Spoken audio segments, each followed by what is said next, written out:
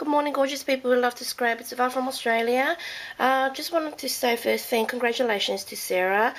She's the first one who has commented with the right answer, and Sarah's YouTube channel is My Little Inspirations 70, and I'll pop her YouTube down below so that you guys can go and check it out. She's actually from the UK. So hi Sarah, congratulations for winning these beautiful art tiles that I have made, and these are the ones that Sarah has won. She has actually won all of them that I did, the first batch that I have been making. And the thing is, why I have given these away is I had the fun and enjoyment of making them. I tend to I tend to make things more than I enjoy them afterwards. I just don't know why that is the reason. It's always the same case with me. That's why I don't make a lot of projects for myself, because what do you do with them when you finish with them? A lot of projects I will be making for my craft room, just to display it nicely or to decorate my craft room. But apart from that, usually if it's for a gift or for somebody else, like a purpose behind it, I will make it. But just something just to say like, oh, just make it for the hell of it, I probably won't do it, because then I think I'm wasting I'm wasting my papers or my embellishments and stuff like that. I'm just really weird when it comes to making beautiful things just for myself. I do make a couple of projects here and there for my daughter, like skirts and all that, but it's something that she's going to be using, or like she's going to wear or get good use out of it. That's just my reason behind it. And for the reason behind giving these away is because, you know, I've got them there already, and I've never actually really used tiles before, so I absolutely have no idea of how to use tiles or incorporate them into my projects. I know that you can add them as embellishments, and I can come up with, you know, a project and just, you know, stick them on there and whatnot. But, you know, I thought, you know, why not just let somebody else enjoy what you have made? So that's why I came up with the idea of giving them away, because, you know, I've made them once and I can make them twice or 3, 4 more times again, and they're not easy, they're not hard to make whatsoever. Really simple. And the quick I'm just going to share a little quick tutorial, or not really a tutorial, but just parts of how I got them the way they are. And as per Sarah's answer, they are made from corrugated box board, as you can see. Ta-da! There we go. So really simple, really lightweight. Imagining sticking something down really heavy to your projects, and then you'll have to post it. It's going to add weight after weight after weight. So something like this is really inexpensive to post. Really easy for projects, and it's very lightweight also, and it doesn't weigh down your project, which is a good idea also. The reason behind this particular idea was after I seen Linda's tutorial on how to make these, I didn't have any scrambled pieces, or I didn't have any wooden pieces at all, so that I can make tiles like hers. So I was just thinking, I said, you know, what can I use that's in my craft room that I can use to make these tiles? And I thought, why not use the corrugated box board that I have here, because it has dimension, as you can see there. Hold on. So I just zoomed in, and as you can see there, it has a thickish dimension to it. Just going to see if you guys can see this better. So as you can see there, it is quite thick. It's hollow, but it's quite thick, and it does form, or it does hold its shape pretty well. Just be careful when you're cutting and all that. Don't press it too hard, or don't hold it too hard. Just be very gentle with it so you don't push or dent it. If you dent it, you're going to have a really corrugated tile.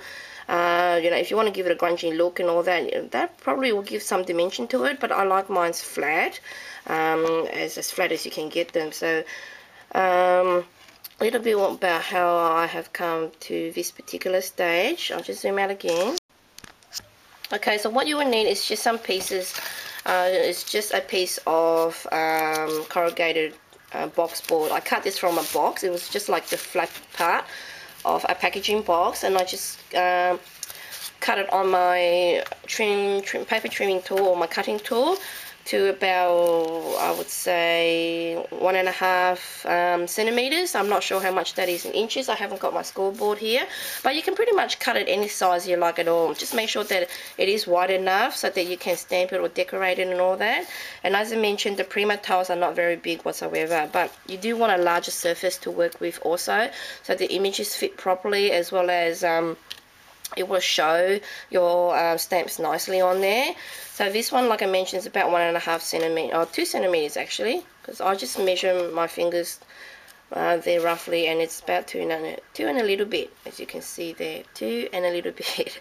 I'm not still using my fingers as measurement, so just 2 and a little bit.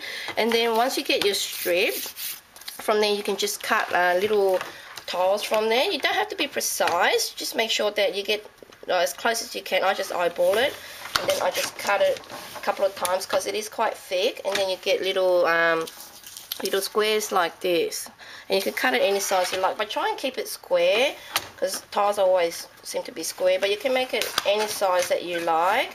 So just cut it a couple of times, and then you have your little squares. If it doesn't cut properly, in some places you can just give it a little tear like that, but be careful and try and cut them all the way down so you don't have any loose board sticking out here. You just want to make a nice neat finish there. So that's pretty much it, and then from there you can gesso it. What I do was, I didn't have any gesso, so I just paint it with white acrylic paint, but I have since bought some gesso, and just gesso that.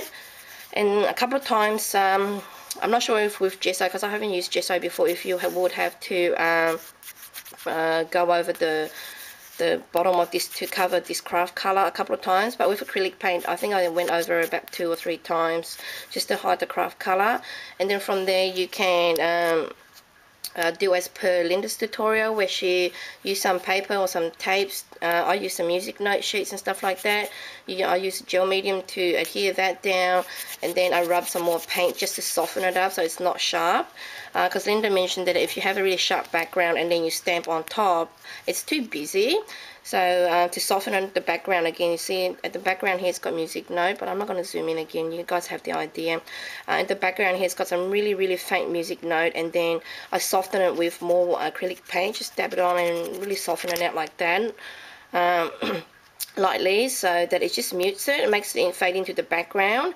And then once you put your stamp on top, it just makes the stamp image stand out a lot more. So and then once you stamped it and all that the way that you like it, you can just go over the edges with distressing ink, or you can gold or silver leaf it like I have here, and then finish it off with the glossy accent, and voila, you have your tile. And as I mentioned, it's just made out of corrugated boxboard, and as you can see, that's the evidence there, the back that I have painted while I was holding the tile, and just went over with the white acrylic paint. So Sarah, if these come your way and you want to use it, 2 sides of it, you'll probably have to finish off this side, or just stick down some nice music note paper here, and you can actually dangle, poke a hole in there somewhere and just dangle it like a little charm also. So imagination is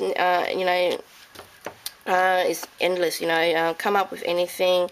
Just use your imagination and you can make beautiful things out of these tiles. So I'll be posting these out, hopefully if not today, tomorrow for you, and you'll have fun playing with them. And I enjoyed making these, so you get to play with these and work on whatever projects that you would like to incorporate them in. So as a little quick toot or some info there, pretty much on how to make these gorgeous tiles just out of corrugated cardboard like I mentioned here. And it's really inexpensive. It's what you have in your house. You don't have to go hunting for Scrabbles or domino tiles of this size, and it's, like I mentioned, really quick and easy to make. It's just time consuming with all the stamping and all that, but I hope you guys do have a go and use what I have here, because it's cheap and really easy to do. So thank you once again for watching, and for those who's participated, thank you again for participating in my guessing game. And I'll have a bigger giveaway soon once I have gathered all my projects together. Thank you so much for watching. Bye bye.